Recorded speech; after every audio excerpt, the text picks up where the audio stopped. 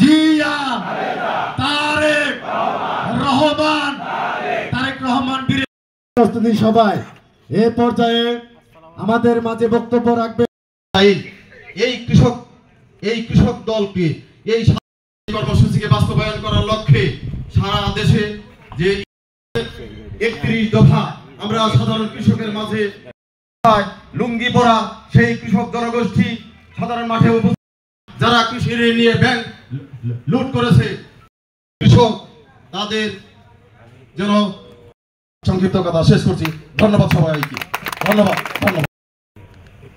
সাবেক প্রধানমন্ত্রী দেশ 31 দফা তথা কৃষি নির্ভর সমৃদ্ধ আগামী বাংলাদেশ মানিকগঞ্জ জেলার কৃষক দল একটি স্মার্ট কৃষক দল পৌঁছাতে পারে তার জন্য আমাদের তাদের খাজনা মওকুফ করে দিয়েছিলেন, কিন্তু কোন নেত্রী আছে? কৃষক দলের কোন নেত্রী আছে? কৃষক পরিবার, কৃষক সমাবেশ আর সাধারণ কৃষকের যে অবস্থা